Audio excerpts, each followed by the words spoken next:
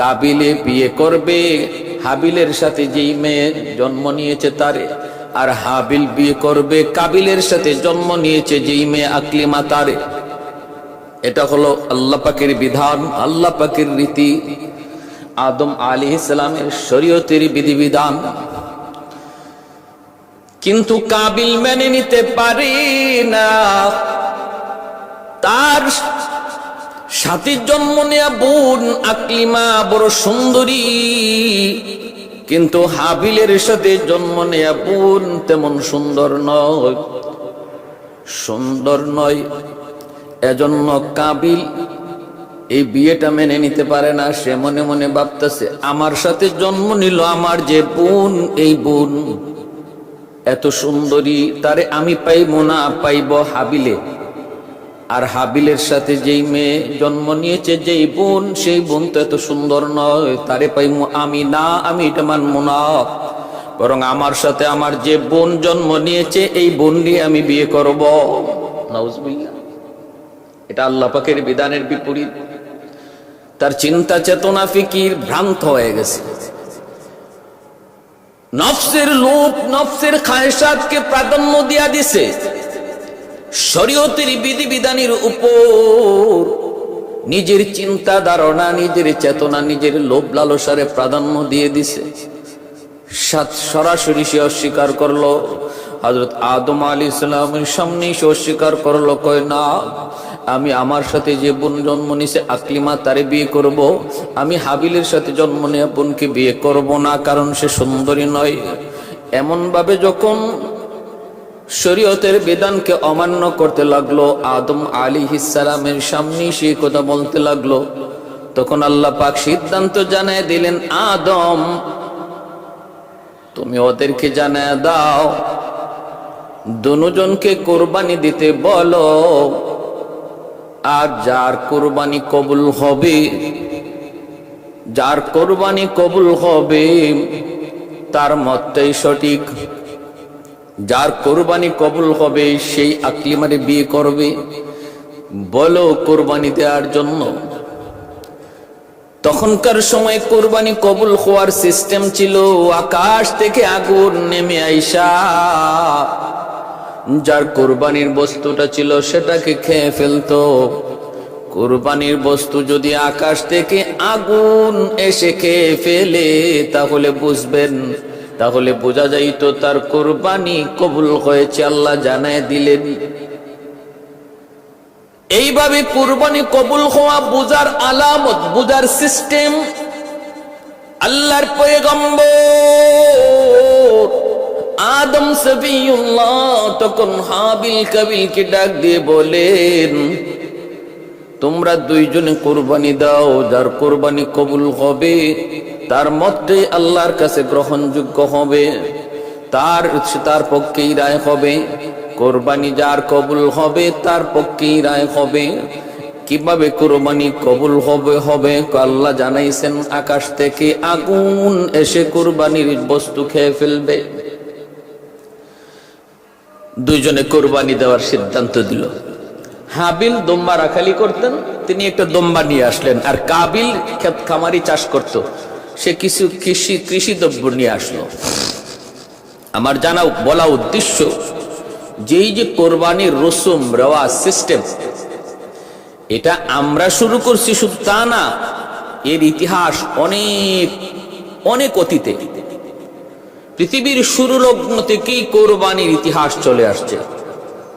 অতএব কোরবানি নিয়ে এত জ্বালাপোড়া করার কোনো প্রয়োজন নাই, এত প্রশ্ন তোলারও কোনো সুযোগ নেই।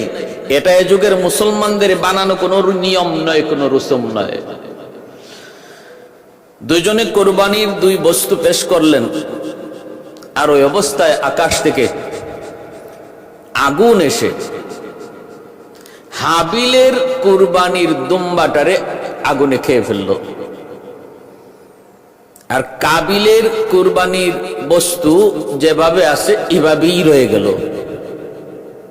তাহলে বলুন, কারটা কোরবানি কবুল হয়েছে? হাবিলের কোরবানি কবুল হয়েছে, কাবিলেরটা কবুল হয় নাই।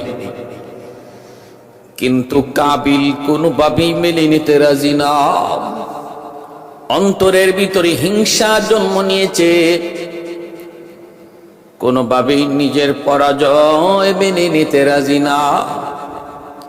আল্লাহ পাক রব্বুল আলামিন সূরা মায়েদার 27 নম্বর আয়াতের 26 নম্বর 27 নম্বর আয়াতের মধ্যে আল্লাহ পাক নিজে বলেন, ওয়াতলু আলাইহিম নাবা আবনাই আদম বিল হক ইয কররাবা কুরবানান ফাতুকবিলা মিন আহাদিহিমা ওয়া লাম ইউতাকাব্বাল মিনাল আখার ক্বালা লা আকতুলান্নাক قال إنما يتقبل الله من المتقين আল্লাহ বলতেছেন একজনের কোরবানি কবুল হলো আরেকজনের কোরবানি কবুল হলো না। তখন ওই কাবিল বলতেছে হিংসার বশবর্তী হয়ে আমি পরাজয় মেনে নিতে পারবো না, আমি তোমারে হত্যা করব। কাবিল হাবিলকে বলতেছে, ভাইকে বলতেছে, আপন ভাইকে বলতেছে আমি তোমাকে হত্যা করব। ক্বালা লা আকতুলান্নাক, আমি তোমারে হত্যা করব। ক্বালা ইন্নামা ইয়াতাকাব্বালুল্লাহু মিনাল মুত্তাকিন। আর হাবিল বলতেছে শোনো, আল্লাহ মুত্তাকিদের, আল্লাহ ভীরুদের কুরবানি আল্লাহ কবুল করে নেই। যার অন্তরে আল্লাহর ভীতি, আল্লাহর ভয়, যার অন্তরে আল্লাহর ভয়, আল্লাহর ভীতি, তার কুরবানি আল্লাহর দরবারে কবুল হয়, আল্লাহর দরবারে কবুল হয়। আর কাবিল বলতেছে তুই আমাকে যদিও মারো কিন্তু আমি তোমাকে হত্যা করব না, আমি তোমাকে হত্যা করব না। কারণ কি জানোনি? ইন্নী আখাফুল্লাহ রাব্বাল আলামিন, আমি আমার রবকে বড় ভয় করি, আমি আমার রবকে বড্ড ভয় করি। এজন্য তুমি আমাকে হত্যা করতে চাইলেও আমি তোমাকে হত্যা করব না। এ যুবক খেয়াল করে শুনো, এতে বোঝা গেল কেউ যদি তোমার গায়ে আঘাত করে, হত্যা করার নিয়তে যদি আঘাত করে, তুমিও তাকে হত্যা করার নিয়তে আঘাত করতে পারো না, ফিরাইতে পারো। নিজেকে বাঁচানোর জন্য যদ্দূর করা দরকার তুমি করতে পারো, কিন্তু হত্যা করার নিয়তে নয়। ভাইরা বন্ধুরা আমার, নবী রহমতের নবী তো এমন ছিলেন, নবীর গায়ে যদি কেউ আঘাত করত, নবী তারে আরো জিজ্ঞেস করতেন, ভাই তুমি কি হাতে ব্যথা পেয়েছো নাকি? তুমি কি হাতে ব্যথা পেয়েছো? আল্লাহ নবী রহমতের নবীর আচরণ তো ছিল খুলুকে আযীম। এর চেয়ে উত্তম আদর্শ আর চরিত্র দুনিয়াতে কাউকে আল্লাহ দেয় নাই। এত সুন্দর আখলাক, এত সুন্দর আদর্শ ছিল আমার আপনার নবী। এজন্য মায়ের নবী রহমতের নবী বলেন আমাদের আখলাক হবে এমন খুলুকে আযীম, না হলেও খুলুকে কারীম, তা না হলো খুলুকে হাসান। এর বাইরে যাওয়া যাবে না। হয় যদ্দুর প্রতিবাদ, যদ্দুর আমাকে মারছে, আঘাত করছে, যদ্দুর আমারে কষ্ট দিছে, আমি তারে অদ্দুর কষ্ট দিব, অথবা আমি তারে মাফ করে দিব। শুধু মাফ করেই দিব তা না, খুলুকে আযীমের অধিকারী যদি হতে হয়, মাফ করার পর তার ভালো, তার কোনো উপকার করার জন্য চেষ্টা করব, তার উপকার করার জন্য চেষ্টা করব। এজন্য হাবিল বলতেছেন আরে ভাই আমি তোরে মারবো না, তুই আমারে যতই মারোস, আমারে যদি হত্যা করুস, আমি তোরে হত্যা করবো না, কারণ আমি আল্লাহকে ভয় করি, আমি আমার আল্লাহকে ভয় করি। কাবিল অন্তরে হিংসা নেওয়ার পর এক পর্যায়ে হাবিলকে হত্যাই করে ফেলল।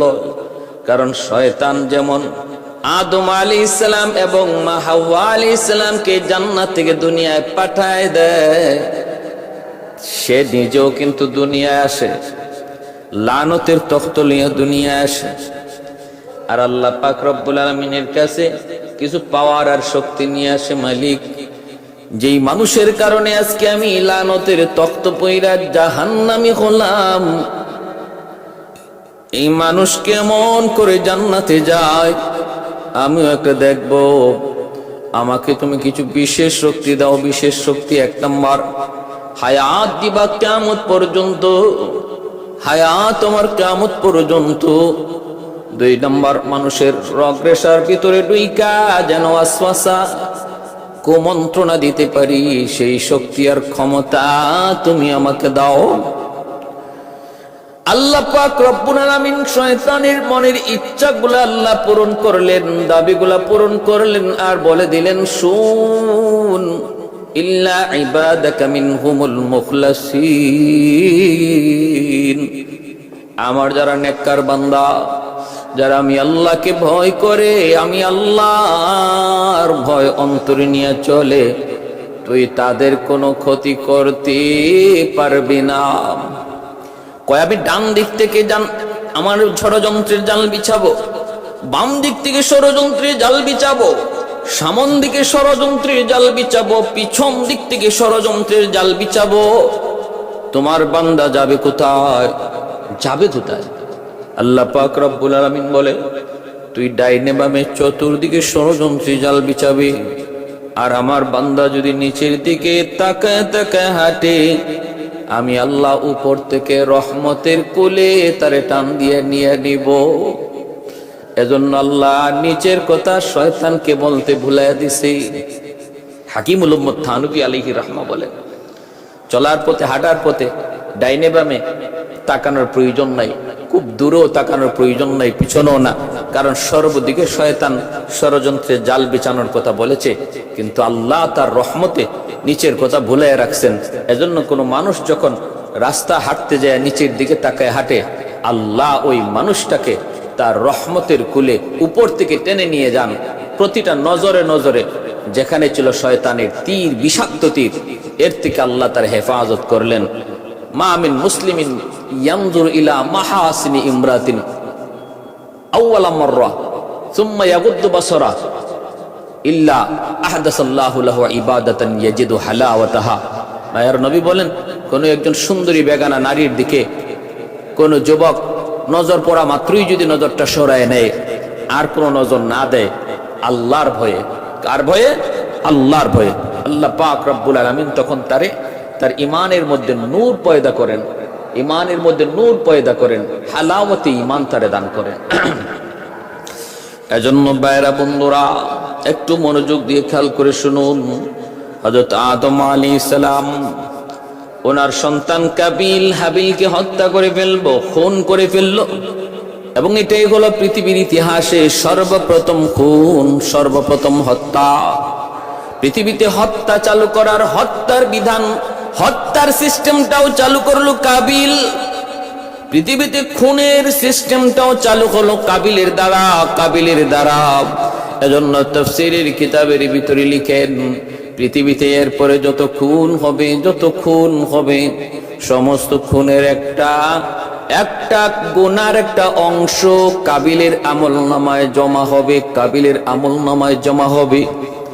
এটাই হলো নিয়ম পৃথিবীতে। যখনই যেই সিস্টেম চালু হয়, যে সিস্টেমটা চালু করে যায়, ওই সিস্টেমটা যদি, ওই সিস্টেমটা, ওই তরিকাটা, ওই নিয়মটা যদি নেক কাজের কোনো নিয়ম হয়, সেটা যদি কোনো সওয়াবের কোনো নিয়ম হয়, সেটা যদি আল্লাহকে পাওয়ার কোনো তরিকা হয়, তাহলে দেখা যাবে এই তরিকার লাইনে যত মানুষে কাজ করবে, যত মানুষ আমল করবে, তাদের আমলের সাথে সাথে একটা আমলের অংশ, নেকের অংশ আল্লাহ যে আবিষ্কার করেছে, যার দ্বারা তৈরি সিস্টেম তৈরি হয়েছে, চালু হয়েছে, তার আমল নামায় মৃত্যুর পরও সেটা জারি থাকবে।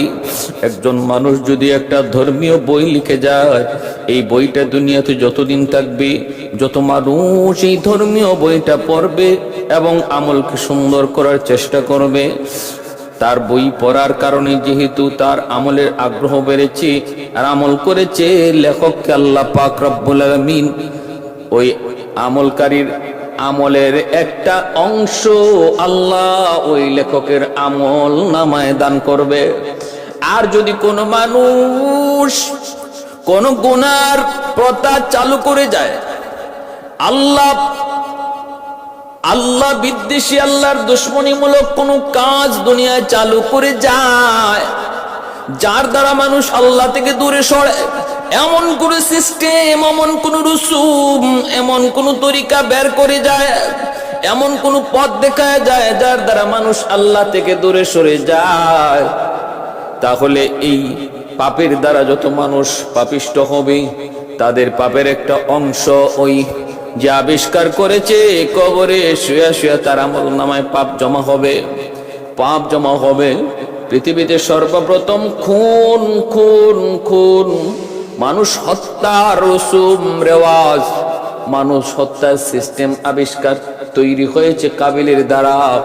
এজন্য এখন পর্যন্ত কিয়ামত পর্যন্ত যত খুন হবে, এই খুনের একটা গুনার অংশ কাবিলের আমলনামায় জমা হয়। আমার ভাইয়েরা, বন্ধুরা, এজন্য আল্লাহ পাক রব্বুল আলামিন বলতেছেন, সে তো হত্যা করে ফেললো। فطوعت له نفسه قتل أخيه فقتله فأصبح من الخاسرين। আবার কইরা হত্যা কইরা নিজে অনুতপ্ত হইতেছে। فبعث الله غرابا يبحث في الأرض ليريه كيف يواري سوءة أخيه। হত্যা করার পর ভাইয়ের লাশ, হাবিলের লাশ কাবিলে কি করবে, এই লাশটা কি করবে নিয়ে পড়লো বিপাকে, এবং নিজে অনুতপ্ত হতে লাগলো, বিপাকে পড়ে গেল। এখন কি করব, কেমনে কি করব? ফাবাআসাল্লাহু গুরাবান, আল্লাহ পাক রব্বুল আলামিন তখন একটা কাক, কালো কাককে আল্লাহ পাঠাইলেন। এই কাকের দ্বারা তার লাশ দাফন করার সিস্টেম আল্লাহ তারে শিখাইলেন। আল্লাহ দেখাইতেছেন একটা মৃত কাককে, একটা কাক মাটি খুইরা মৃত কাকটাকে সে গর্তের ভিতরে রাখতেছে। ইয়াবহাসু ফিল আরদি লিয়ুরিয়াকু কাইফা ইউয়ারি সাওআতা আখিহি ক্বালা ইয়া ওয়াইলাতা আ'জাজতু আন আকুনা মিসলা হাযাল গুরাব ফাউয়ারিয়া সাওআতা আখিহি فأصبح من النادمين। আফসোস করে আর কয়, হায় রে, আমি কাকের মতো তো বুদ্ধি রাখি না। কাক তখন তারে দাফন করার শিখাইলো, এবং পৃথিবীতে সর্বপ্রথম মৃত মানুষ দাফন করার তরিকাও আল্লাহ ওই হাবিল কাবিলের এই ভাইয়ের মৃত্যুর দাফনটাকে দাফন করার দ্বারা এই দাফনের সিস্টেমটা আল্লাহ চালু করে দেখাইলেন। ভাইয়েরা আমার, এজন্য বলতেছি, হত্যা করা আজকে আমাদের সমাজেও যত সামান্য কিছু বিষয়, সামান্য স্বার্থের কারণে মানুষকে হত্যা করে ফেলে, ভাই ভাইকে হত্যা করে ফেলে। এই যে হত্যাটা করলো কাবিল হাবিলকে, বড় কোনো স্বার্থ ছিল না, বিশাল কোনো স্বার্থ এর সাথে জড়িত নয়। সামান্য একটা মনের লোভ, খায়সাত, এই খায়সাতকে প্রাধান্য দিতে যায়। আমাদের সমাজেও এমন সম্পদের লোভে পড়া, ক্ষমতার লোভে পড়া, পদের লোভে পড়ে, চেয়ার পাওয়ার লোভে পড়ে আজ মানুষকে প্রকাশ্যে খুন করছে, ভাই ভাইরে খুন করছে। অথচ এই খুন কত বড় জঘন্যতম অপরাধ। আল্লাহ বলেন, ومن يقتل مؤمنا متعمدا فجزاؤه جهنم خالدا فيها وغضب الله ولعنه وأعد له عذابا عظيما। আল্লাহ পাক রব্বুল আলামিন বলেছেন, কেউ যদি কোনো মুমিনকে হত্যা করে তাহলে তার ঠিকানা ডাইরেক্ট জাহান্নাম, ডাইরেক্ট জাহান্নাম। খুনি কখনো আল্লাহর আদালতে মাপ পাবে না, কখনো মাপ পাবে না। শুধু ডাইরেক্ট জাহান্নাম না, আল্লাহ বলেন খালিদান ফিহা। তোমরা মনে করেছো খুনি জাহান্নামে যাওয়ার পর সে আবার কিছুদিন জাহান্নামে শাস্তি বুক কইরা সুদ ঘুষখোরের মতো একসময় বেরিয়ে আসবে?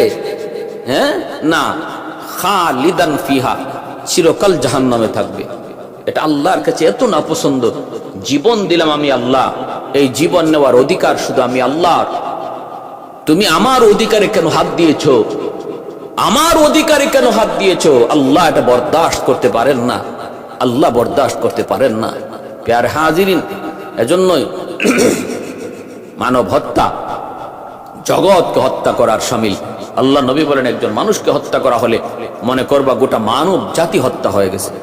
কান্নামা কাতালান নাফসা জামিয়া। এজন্য খুনের মতো জঘন্য অপরাধ থেকে বেঁচে থাকবো। খুনের মতো জঘন্যতম অপরাধ, এই অপরাধের কোনো রেহাই নাই, আল্লাহর কাছে এর কোনো নাজাত নেই। এই যে কোরবানির রসুমটা, এই রসুমটা এসেছে হযরত ইব্রাহিম আলাইহিস সালাম পর্যন্ত। আমাদের জাতির পিতা হযরত ইব্রাহিম আলাইহিস সালাম পর্যন্ত কোরবানির কবুল হওয়ার তরিকা ছিল আকাশ থেকে আগুন আইসা এই বস্তুটারে জ্বালায় দিত। এটাই ছিল কোরবানি করার তরিকা এবং কোরবানি কবুল হওয়ার নিয়ম। কিন্তু ইব্রাহিম আলাইহিস সালামের পর থেকে আল্লাহ কোরবানির সিস্টেম চালু রাখছেন, কিন্তু তরিকা বদলায় দিছেন, তরিকা বদলায় দিছেন। কিভাবে? ইব্রাহিম খলিলুল্লাহ, তিনি হলেন আল্লাহর বন্ধু, উপাধি পাইলেন খলিল। খলিল শব্দের অর্থ হলো বন্ধু। ফেরেশতারা কয়, আল্লাহ আমরা মানুষ হইয়া তোমার বন্ধু হতে পারি না, আর আমরা ফেরেশতা হইয়া তোমার বন্ধু হতে পারলাম না, একটা মানুষ তোমার খলিল হয়ে গেল, বন্ধু হয়ে গেল, এটা কেমন করে? আমাদের বুঝে আসে না। আল্লাহ পাক রব্বুল আলামিন বলেন, বুঝে আসে না? আমার খলিল আমার কতটা প্রিয়, আমার খলিল আমার কতটা ভক্ত, আমার খলিল আমার কতটা পাগল, তোমাদের যদি বুঝে না আসে তাহলে একটু পরীক্ষা করো। একজন ফেরেশতা মানুষের পেশ ধরে ইব্রাহিম খলিলুল্লাহর কাছে আসলেন। ইব্রাহিম খলিল তিনি মরুভূমিতে ছাগল চড়াইতেছেন। ছাগল ফেরেশতা মানুষের বেশ ধরে পাশ দিয়া যান, আর তিনি আল্লাহর নামে জিকির করেন, সুবহানাদিল মুলকি ওয়াল মালাকুত যাল ইজ্জতি ওয়াল আজমতি ওয়াল কিবরিয়াই ওয়াল জাবারুত। এই জিকিরের আওয়াজটা শোনা মাত্রই ইব্রাহিম খলিলের অন্তরের মধ্যে ইশকের আগুন জ্বলে উঠল, কারণ তিনি তো ওই নামের পাগল। এই নামটা কে যেন নিতেছে, যেই নামের পাগল ইব্রাহিম, ওই নাম কে যেন নিয়ে যাচ্ছে, কে যেন এই নামটা জপতেছে। ইব্রাহিম খলিল লোকটার পিছনে পিছনে যায় দৌড় দিলেন। কে গো ভাই, তুমি কে? কি তোমার পরিচয়? এত সুন্দর করে আমার মালিকের নাম তুমি নিচ্ছ, কি তোমার পরিচয়? বলে, আমার পরিচয় জানা দরকার নাই, আমার সময় কম, কি চাই আপনি বলেন। ইব্রাহিম খলিল বলেন, আবার আমার ওই মালিকের নাম তুমি যদি বলো,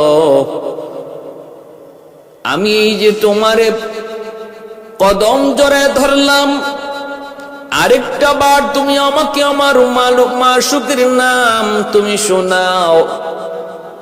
ফেরেশতা মানুষ রূপী ফেরেশতা তখন বলেন, না আমি শোনাইতে পারি, শর্ত আছে। কয়, কি শর্ত? শর্ত হলো তোমার ওই ছাগলের পালের অর্ধেক ছাগল আমাকে দিয়ে দিতে হবে, তাহলে আমি একবার আরেকবার এই নাম তোমার শোনাইতে পারি। ইব্রাহিম খলিল আল্লাহর এত পাগল, এত আশিক, তিনি বললেন, ঠিক আছে, আমি তোমাকে অর্ধেক ছাগলের পাল তোমাকে দিয়ে দেব, বিনিময়ে তুমি আমাকে আরেকবার আমার মাশূকের নাম তুমি শোনাও। ফেরেশতা আরেকবার শোনাইলেন, সুবহানাদিল মুলকি ওয়াল মালাকুত যাল ইজ্জতি ওয়াল আজমতি ওয়াল কিবরিয়াই ওয়াল জাবারুত। অর্ধেক ছাগলের পাল দিয়ে দিলেন।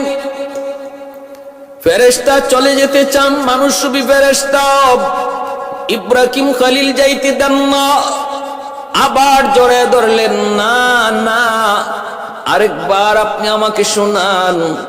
ফেরেশতা বলে, শোনাইতে পারি, শর্ত হলো বাকি অর্ধেক ছাগলের পালটাও আমাকে দিয়ে দিতে হবে।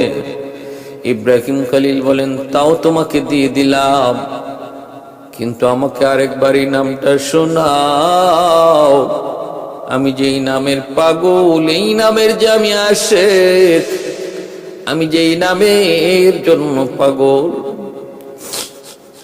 ভাইরে, আল্লাহ নামের উপরে কি পরিমাণ দেওয়ানা, আল্লাহর আশিক, আল্লাহর নামের উপর কি পরিমাণ দেওয়ানা।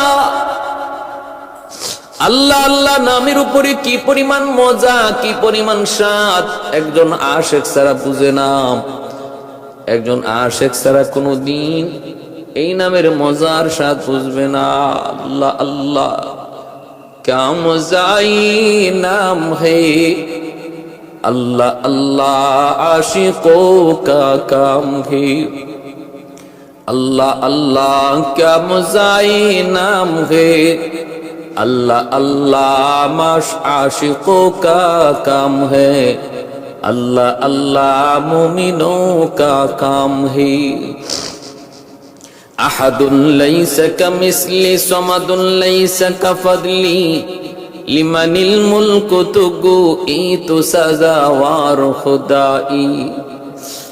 আল্লাহর পয়গম্বর বলে আমি অর্ধেক ছাগল বাকি অর্ধেকটাও দিয়া দিব, বিনিময়ে আরেকবার আমার মাশউকের নাম তুমি শোনাও। ফেরেশতা আবার তার নাম শুনাইলেন, বাকি অর্ধেক ছাগলের পাল তিনি দিয়ে দিলেন। এরপরে দেখা যায় ফেরেশতা চলে যেতে চান, কিন্তু ইব্রাহিম খলিল তিনি তো যাইতে দেন না, আবার যা আটকায় দিলেন আর বলতেছেন আমাকে আরেকবার শোনাও, আরেকবার আমার মাশউকের নাম শোনাও। ফেরেশতা বলে এখন তুমি কি দিবা? কিছুই তো নাই, দিবা কি? আমি তো বদলা ছাড়া নাম বলি না, আমি তো কোনো বিনিময় ছাড়াই নাম শোনাই না, এখন কি দিবা? এখন কি দিবা? আল্লাহর খলিল তখন কান্দেন, চোখের পানি মুছেন আর বলেন রে ভাই, তুমি যদি আরেকবার আমাকে আমার মাশউকের নাম শোনাও, আমি সারা জীবনের জন্য তোমার গোলাম হয়ে যাব। আহাদুল লাইসা কামিসলি সামাদুল লাইসা কাফদলি লিমানিল মুলকু তুগু তো সাজাওয়ার খুদাই। তো খুদাওয়ান্দে আমি নি তো খুদাওয়ান্দে সারি, তো খুদাওয়ান্দে জমিনি তো খুদাওয়ান্দে সমাই। তো রহিমি তো করিমি তো সমিঈ তো বসিরি, তো মুইজ্জি তো মুযিল্লি তো মালিকিল আরশি বজাই। বরি আজ খুরদন ও খুফতন, বরি আজ তহমতি মরদন, বরি আজ বিমো বরি উ, বরি আজ বিমো উমিদি, বরি আজ রঞ্জ বালাই। আল্লাহ রাব্বুল আলামিন বলতেছেন আমার খলিল আমার কতটা উপযুক্ত আমার বন্ধু হওয়ার একটু পরীক্ষা করো। যখনই আল্লাহর খলিল বললেন আরেকবার যদি আমার মাশউকের নাম শোনাও, তাহলে আমি সারা জীবনের জন্য তোমার গোলাম হয়ে যাব। সাথে সাথে মানুষ ফেরেশতা কয়ে গো আল্লাহর বন্ধু, আল্লাহর খলিল, আমি মানুষ নই, আমি নূরের তৈরি ফেরেশতা, আমি এসেছিলাম আপনাকে একটু পরীক্ষা করার জন্য। কোন যোগ্যতার বলে আপনি আল্লাহর খলিল? একটু পরীক্ষা নেওয়ার জন্য আমি এসেছিলাম। আমার পরীক্ষা আপনি 100 পাস করেছেন, 100 পাস। অতএব আপনি যে আল্লাহর খলিল, আল্লাহ যে আপনার খলিল বানাইছে, বন্ধু বানাইছে, সেটা 100 যথাযথ। যে মানুষ একবার আল্লাহ নাম শোনার জন্য জীবনের জন্য গোলাম হয়ে যেতে চায়, গোলামের জিন্দেগি গ্রহণ করতে চায় শুধু একবার আল্লাহ নাম শোনার জন্য, সে যে আল্লাহর কতটা পাগল, কতটা দেওয়ানা বুঝতে আর বাকি নাই। এরপর আল্লাহ পাক কয় বন্ধু খলিল ইব্রাহিম, আমি আল্লাহর সাথে বন্ধুত্ব করবা, দোস্তি করবা, নজরানা দেয়া লাগবে। এরপর আল্লাহ পাক একের পর এক নজরানা নিতেছেন। সন্তান জন্ম হয় না, বৃদ্ধ বয়সে আল্লাহ তারে সন্তান দিলেন, নাম হযরত ইসমাঈল আলাইহিস সালাম। ভাইরা বন্ধুরা, সন্তান জন্মের পরপরই আল্লাহ পাক রব্বুল আলামিন কয় ইব্রাহিম, সন্তান ইসমাইলের মায়া বেশি না আমি আল্লাহর মায়া তোমার কাছে বেশি? মোহাব্বত ইসমাইলের বেশি না আমি আল্লাহর বেশি? কয় আল্লাহ তোমার, কয় প্রমাণ চাই প্রমাণ। মালিক তুমি কি প্রমাণ চাও? আল্লাহ বলে বনবাস দিয়ে দাও। যে সন্তান এত কান্নাকাটি কইরা আমি আল্লাহর কাছ থেকে তুমি পাইছো, যদি সন্তানের চেয়ে মহব্বত আমি আল্লাহর বেশি হয় তাহলে নজরানা চাই, দলিল চাই, প্রমাণ। খলিল বলে মালিক কেমনে? কয় সন্তান আর মাকে বনবাস দাও। এ ভাই, সেই ফিলিস্তিন থেকে মক্কার জমিন, ওই মক্কার জমিন পর্যন্ত চলে আসলেন। এখন যেখানে আল্লাহর ঘর বাইতুল্লাহ, আল্লাহর ঘর খানায় কাবা, এই জায়গায় আসলেন। জিব্রাইলে আমিন সাথে ছিলেন, জিব্রাইলে আমিন সাথে ছিলেন। এখানে আসার পর জিব্রাইল বলতেছে, ওগো আল্লাহর পয়গম্বর, এই সেই জায়গা যেখানে আপনি আপনার সন্তান আর আপনার বিবি হাজেরাকে এখানে রেখে যাবেন, এই সেই জায়গা। আল্লাহর খলিল দুধের শিশু ইসমাইল আর মাকে ওই মক্কার প্রান্তরে বাইতুল্লাহ না বাইতুল্লাহর ওই জায়গায় সাফা মারওয়া পাহাড়ের কাছেই তিনি এখানে সন্তানকে রাখলেন। সন্তানকে আর সন্তানের মাকে রেখে আল্লাহর খলিল তিনি চলে যাইতেছেন। ওই অবস্থায় মা হাজেরা তিনি ডাক দিয়ে বলতেছেন, স্বামী গু, ও স্বামী, কিছু পানি আর কিছু খেজুর তুমি দিয়ে গেলা, কয়েকদিনের ভিতরেই খেজুরটাও শেষ হয়ে যাবে, পানিটাও শেষ হয়ে যাবে, কিন্তু আমাদেরকে কোথায় রেখে যাইতেছো? কেন রেখে যাইতেছো? কই চলে যাইতেছো? কতদিনের জন্য রেখে যাচ্ছ? কিছুই তো বলো নাই। অপরাধ কি গোস্বামী? আমি স্ত্রী যদি তোমার সাথে কোনো অন্যায় করে থাকি, আমার শাস্তি দেও, শাস্তি দেও, মাথা পেতে নেব। কিন্তু আমার দুধের বাচ্চাটার কি অপরাধ? আমার দুধের শিশুটার তো কোনো অপরাধ নাই। শাস্তি যদি পেতে হয় আমি পাবো, আমার সন্তান কেনই শাস্তি ভোগ করবে? ইব্রাহিম খলিল চোখের পানিটা মুছেন, কথা বলেন না। বারবার শুধু মা হাজেরা তখন বলতেছেন, স্বামী গো একটু বলো, কথা বলো, কথা বলো। কেন তুমি এখানে এই মরুভূমিতে রেখে যাইতেছ? ঘর নাই, বাড়ি নাই, পানির কোনো ব্যবস্থা নাই, গাছপালা বলতে কিছুই নাই, এই জায়গার মধ্যে কেন রেখে যাইতেছ একটু বলো। আল্লাহর খলিল তখন চোখের পানি মুছে আর আসমানের দিকে আঙ্গুল ইশারা করে দেখায়, আসমানের দিকে ইশারা করে বুঝা দেখ, ওগো বিবি, আমার ইচ্ছায় তোমাকে রেখে যাই নাই, এখানে তোমাকে আর তোমার সন্তানকে, আমার সন্তানকে রেখে যাওয়া আমার মালিকের ইশারায়। মা হাজেরা তখন বলতেছেন, যদি আমার আল্লাহর ইশারায় হয় তাহলে আমার কোনো আপত্তি নেই, কারণ আমার আল্লাহই আমার উত্তম হেফাজতকারী। কেমন ধৈর্যশীল আল্লাহর উপর, কেমন আস্থা আল্লাহর উপর, কেমন ভরসা। আল্লাহ বলে, ওয়া মান ইয়াতাওয়াক্কাল আলাল্লাহ ফাহুয়া হাসবুহ। কেউ যদি আমি আল্লাহর উপর 100 ভরসা করে, আমি আল্লাহ তার জন্য যথেষ্ট, আমি আল্লাহ তার জন্য যথেষ্ট হয়ে যাই। তিনি যখন বুঝলেন আল্লাহর ইশারায়, মা হাজেরা বলেন, তাহলে কোনো টেনশন নাই, আপনি নির্ভয়ে যান, আমার মালিক আমার উত্তম হেফাজতকারী। সুবহানাল্লাহ। ভাইরা বন্ধুরা, তিনি চলে গেলেন, এইদিকে তিনি চলে গেলেন, সংসার করেন বিবি সায়রার সারার সাথে সংসার করেন। এরপরে এইদিকে হযরত ইসমাইল আস্তে আস্তে একটু বড় হলেন, পানির ব্যবস্থা হলো। বলে কেমনে হলো সেদিকে বিস্তারিত ঘটনা বলবো না। মা হাজেরা তিনি সাফা মারওয়ায় দৌড়াদৌড়ি করেন, পানির তৃষ্ণা ইসমাইল ছটফট করে, মা হাজেরা সাফা মারওয়ায় দৌড়াদৌড়ি করেন পানির একটু সন্ধান পাওয়ার জন্য। একজন মা যখন নিজের চোখে দেখে সন্তান পানির তৃষ্ণায় ছটফট করতেছে, মারা যাবে, ওই অবস্থায় মায়ের দিলের হালত দুনিয়ার কেউ বুঝবে না, বুঝবে শুধু ওই মা। এজন্য মা হাজেরা তিনি ওই সন্তানে পিপাসিত ওই চোখ, পিপাসিত ওই ঠোঁট তিনি তো দেখতেছেন, এক ফোঁটা পানির জন্য সাফা মারওয়ায় দৌড়ান, উঁচু জায়গায় উঠেন, নিচা জায়গায় নামেন, কোথাও কোনো পানির ব্যবস্থা আছে কিনা একটু দেখার জন্য, একটু দেখার জন্য ভাইরা বন্ধুরা। কিন্তু না, এরকম পাগল পারা হয়ে 7 বার তিনি দৌড়াইলেন। আল্লাহ পাকের কাছে এই দৌড়টা এত এত ভালো লাগলো। হজের মৌসুম চলছে, হজের হাজিগণ আল্লাহর ঘর দেখার জন্য রওনা দিয়েছেন।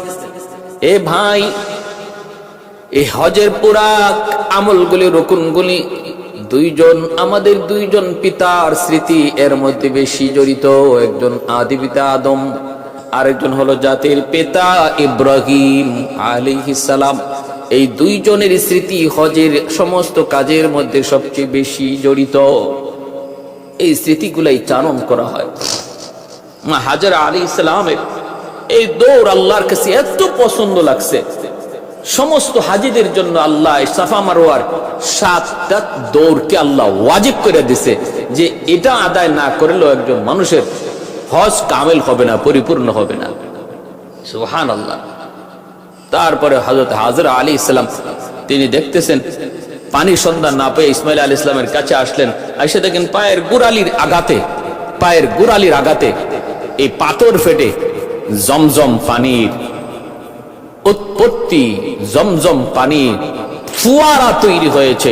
মা হাজরা সাথে সাথে এই পানির চতুর্দিকে পাথর দিয়ে একটু বাঁধ দিয়ে আটকাইলেন, নতুবা এই পানি যদি ওই সময় তিনি না আটকাইতেন, তাম পৃথিবী এই জমজমের পানিতে ভরপুর হয়ে যেত, সব ডুবে যেত।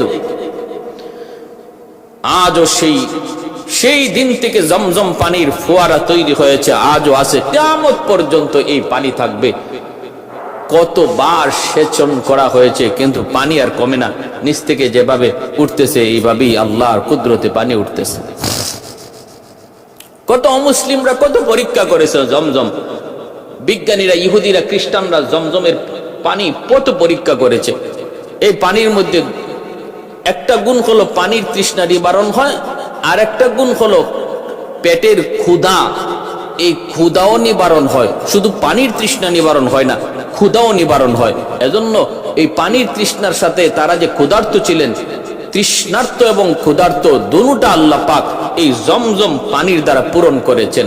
আজও জমজম পানি যারা পান করে, এই পানি পান করার দ্বারা যেমন তৃষ্ণা নিবারণ হয়, তেমন ক্ষুধাও নিবারণ হয়। আল্লাহ এই দুটোটা শক্তি পানির মধ্যে রেখেছেন।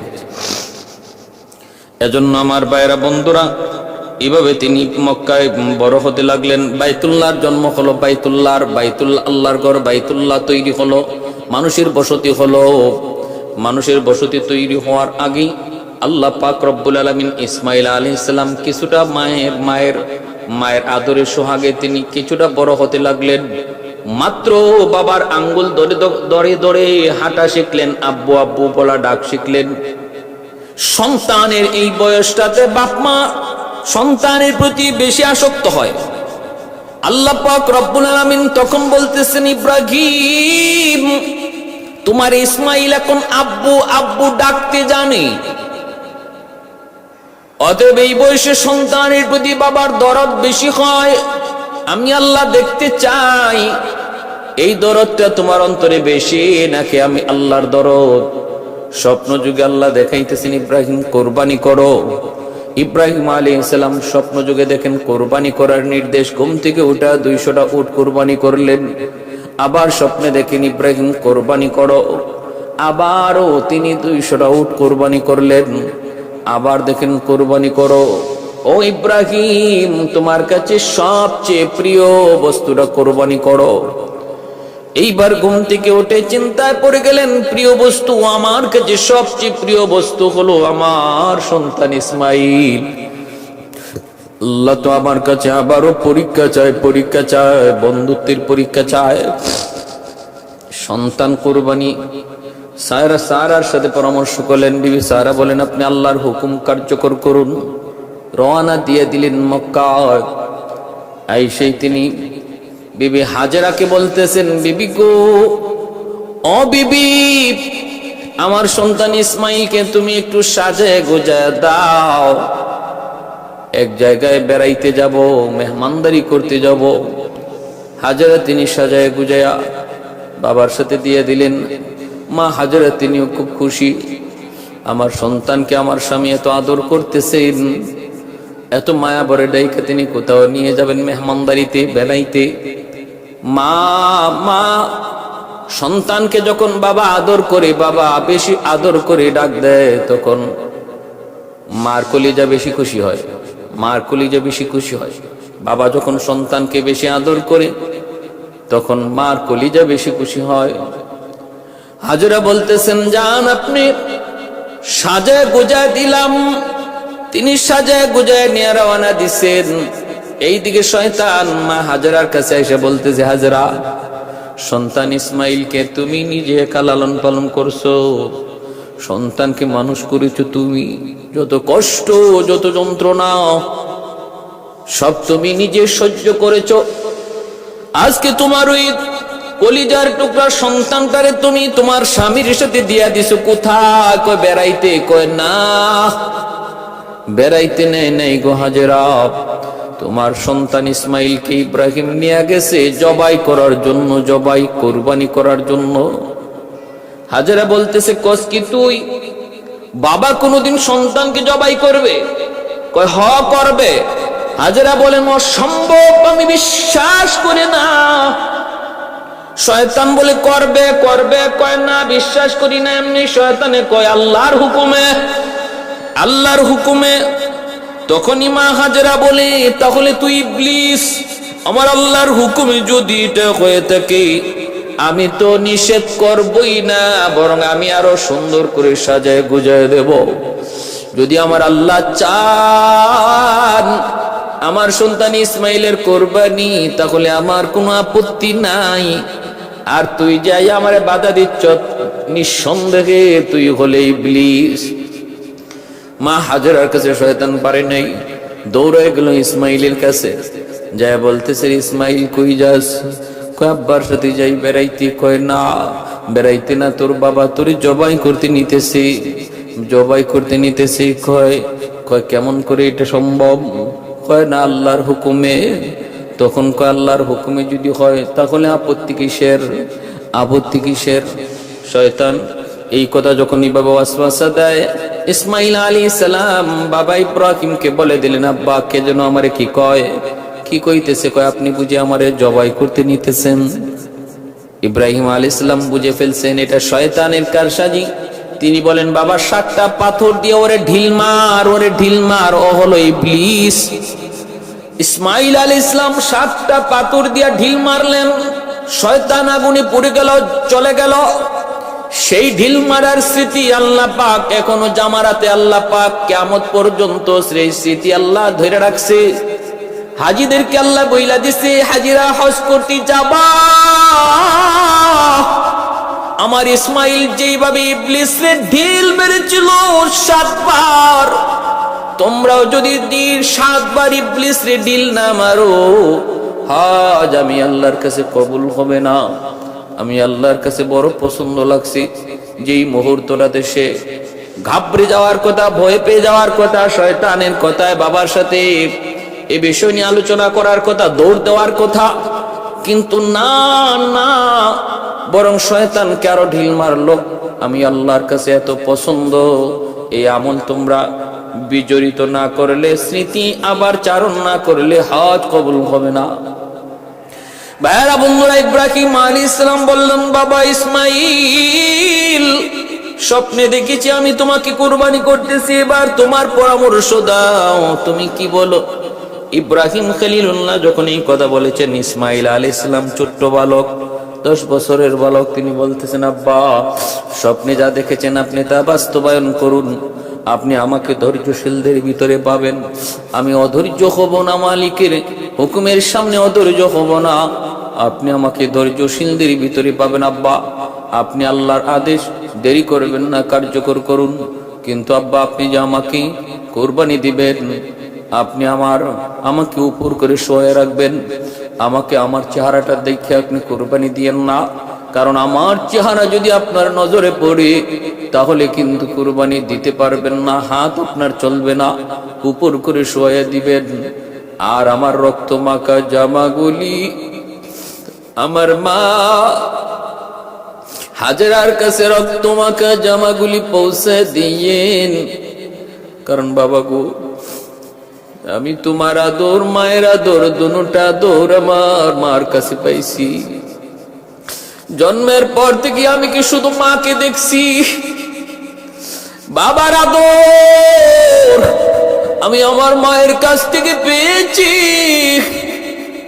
আদব শিক্ষা আমি আমার আম্মার কাছ থেকে শিখেছি। আমি ছিলাম আমার মায়ের চোখের শীতল। এজন্য আব্বা কুরবানির পর আমার রক্তমাখা জামাটা আম্মার কাছে পৌঁছে দিন, মা কিছুটা সান্ত্বনা পাবে।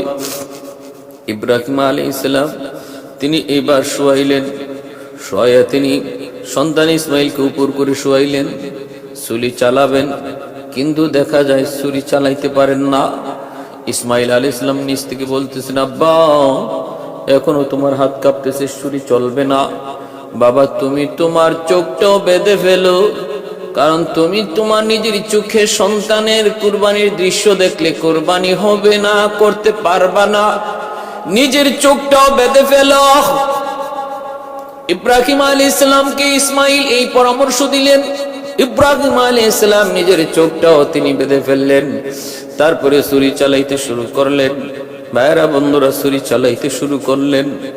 আল্লাহ পাক রব্বুল আলামিন উপর থেকে দেখতেছেন, আল্লাহ পাক ফেরেশতারা দেখতেছেন আর বলতেছেন, মালিক তুমি এই কি প্রেমের খেলা শুরু করেছো?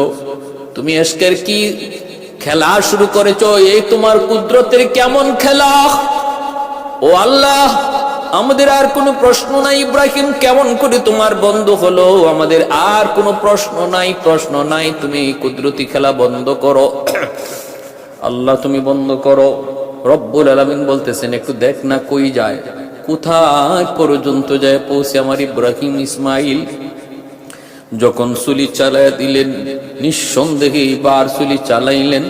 আল্লাহ পাক রব্বুল আলামিন সাথে সাথে জিব্রাইলকে বলেন, জিব্রাইল আমার ইব্রাহিম ছুরি চালাইয়া দিছে, এই যে ছুরি যাইতেছে ইসমাইলের গলায় লাগবে। এর জিব্রাইল ওই ছুরি ইসমাইলের গলায় যাওয়ার আগে আগে তুমি জান্নাতি দুম্বা ইব্রাহিমের ছুরির নিচে শোয়া দাও, আর আমার ইসমাইলকে সরায় দাও।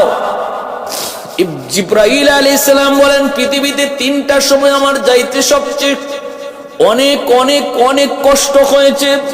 আমার যত শক্তি ছিল সমস্ত শক্তি ব্যয় করে পৃথিবীতে তিনটা সময় আমি আগমন করেছি। এই তিনটা আগমনের কথা আমার মনে থাকবে। একটা হলো যখন ইব্রাহিম ছুরি চালায়, আমি দেখতেছি ইব্রাহিমের ছুরিও চলে, আমি জিব্রাইল নিজেও চলতেছি। সূর্য চলে আমিও চলি, সূর্য চলে আমিও চলি, সূর্য চলে আমিও নামি, সূর্য চলে আমিও নামি। আমার 600 ডানা একসাথে আমি ব্যবহার করলাম। একসাথে ব্যবহার করার দ্বারা ইব্রাহিমের সূর্য চলতেছে, আমিও নামতেছি। গলায় লাগার আগে আগে আল্লাহর রহমতে আমি দুম্বা জান্নাতি দুম্বা আইনা ইসমাইলদের সরাইয়া জান্নাতি দুম্বা শোয়া দিছি। ইব্রাহিম বিন্দু পরিমাণ কিছু টের পান নাই, তিনি তো ছুরি চালায় দিছেন। গজ গজ করে গলা কাটলো, ফিনকি দিয়া রক্ত বের হলো। আল্লাহু আকবার কইয়া তিনি কুরবানি করে ফেললেন। এরপরে তিনি তো নিশ্চিত আমার ইসমাইল কুরবানি হয়ে গেছে, কোরবানি হয়ে গেছে। রক্ত পড়ার দৃশ্য, গলা কাটার মতো গলা কাটার আওয়াজ তিনি শুনতে পাইলেন। এবার আল্লাহর শুকরিয়া আদায় করে তিনি যখন চোখটা খুললেন, কইলা যখন নিচের দিকে তাকাইলেন, তাকায়া দেখেন আল্লাহু আকবার, আল্লাহু আকবার, নিচে তো ইসমাইল নাই, নিচে কোরবানি হয়ে গেছে একটা জান্নাতি দুম্বা, আর পাশে শুয়ে আছে ইসমাইল। তিনি বিশ্বাস করতে পারতেছেন না, চোখটা আবার কসলাইতেছেন, চোখটা আবার এরকম ভাবে কি করলেন, একটু মনে করলেন চোখটা মনে ঝাপসা। তারপরে আবার তাকে দেখেন ঘটনা সত্য, নিচে হলো একটা দুম্বা, পাশে দাঁড়ায় আছে ইসমাইল। হযরত ইসমাঈল আলাইহিস সালাম দৌড় দিয়া বাবাকে জড়ায় ধরে তিনি আল্লাহর শুকরিয়া আদায় করে কাঁদতেছেন। আর ওই অবস্থায় জিবরাইল আমিন বলতেছে, নবী গো, আপনার কুরবানি আল্লাহর দরবারে কবুল হয়ে গেছে। উদ্দেশ্য তো কুরবানি ছিল না, উদ্দেশ্য ছিল আপনার দিলের হালত জানা। আল্লাহ পাক এই জায়গায় জান্নাতি দুম্বা কোরবানি দিয়ে আপনার কোরবানি আল্লাহ কবুল করে নিছে। যেন ইসমাইলে কোরবানি হয়েছে, আপনি যেমন ইসমাইলকেই কোরবানি দিয়েছেন, বিন্দু পরিমাণে এতে কোনো সন্দেহ নাই। বা সাথে সাথে বাপ বেটা দুজনে 2 রাকাত শুকরিয়ার নামাজ পড়লেন। এজন্যই আমরা ঈদুল আজহার দিন 2 রাকাত শুকরিয়াতান ঈদুল আজহার নামাজ পড়ি। এটা হলো শুকরিয়াতান আল্লাহ পাক রব্বুল আলামিন জিলহজ মাসের 10 তারিখ এই ঈদুল আজহা, তার অনেক দাম, অনেক ফজিলত। 10 তারিখ হলো কুরবানি, 9 তারিখ হলো আরাফা। 9 তারিখ কি? আরাফা। আল্লাহু আকবার। এই জিলহজ মাসের 1 তারিখ থেকে নিয়ে 10 তারিখ পর্যন্ত আল্লাহর কাছে খুব দামি এই 10টা দিন। ওয়াল ফজরি ওয়া লায়ালিন আশর ওয়াশ শাফঈ ওয়াল ওয়াতর ওয়াল ফজরি ওয়া লায়ালিন আশর। ওই যে 10টা রাতের কসম আল্লাহ সূরা ফজরে খেলেন, মুফাসসিরিন কেরাম বলছেন এই 10টা রাত হলো এই জিলহজ মাসের এই 10 দিনের 10 রাত। কেউ যদি এই 10 রাতে ইবাদত করে সে সবে কদরের সমান সওয়াব পাবে। জিলহজ মাস ঢোকা মাত্রই আমাদের কিছু আমল আছে সুন্নত। 1 নাম্বার হলো যে জিলহজ মাস ঢোকার আগেই আমাদের শরীরের অতিরিক্ত পশম, নখ, চুল, অতিরিক্ত পশম পরিষ্কার করে নিব। জিলহজ মাস ঢোকা মাত্রই নখ না কাটা, চুল না কাটা, অতিরিক্ত পশম না কাটা, এগুলা হলো সুন্নত। কেন? কারণ এই জিলহজ মাসের 1 তারিখ থেকে নিয়ে 10 তারিখের এই 10 দিন পরে 10 তারিখে কোরবানির যে এক প্রেমের লীলা খেলা, এশকের এক লীলা খেলা, আশিকার মাশুকের যে এক অগ্নি পরীক্ষা, ওই অগ্নি পরীক্ষার স্মরণ 1ম তারিখ থেকে করা হচ্ছে। একজন আশিক যখন সে তার এশকের আগুন, একজন আশিক যখন তার মাশুকের জন্য এতটাই দেওয়ানা হয়ে যায়, নিজেকে পর্যন্ত হারায় যায়, নিজেকে চিনে না, তখন তার চুল কাটার কথা আর কখন ইয়াদ থাকবে, মুছ কাটার কথা কখন ইয়াদ থাকবে। একজন সত্যিকারের আশিক তার মাথার চুলের খবর থাকে না, একজন সত্যিকারের আশিকের তার নখের খবর থাকে না, একজন সত্যিকারের আশিক অতিরিক্ত পশমের কোনো খবর থাকে না, সে তো একজনের পাগল। আল্লাহ পাক রব্বুল আলামিন ওই কুরবানির মধ্যে ইব্রাহিম আলাইহিস সালাম যে কি পরিমাণ আল্লাহর আশিক ছিলেন, যে ইশকের কারণে সন্তান, কলিজার টুকরা সন্তানকে আল্লাহর মহব্বতের সামনে কুরবানি দিয়ে দিচ্ছেন, সেই কথা স্মরণ করার জন্য একজন আশিকের নমুনা হওয়া জিলহজ মাস ঢোকা মাত্র, এটা মায়ার নবীর বহুত বড় এক সুন্নত। এজন্য জিলহজ মাস ঢোকা মাত্রই নখ কাটা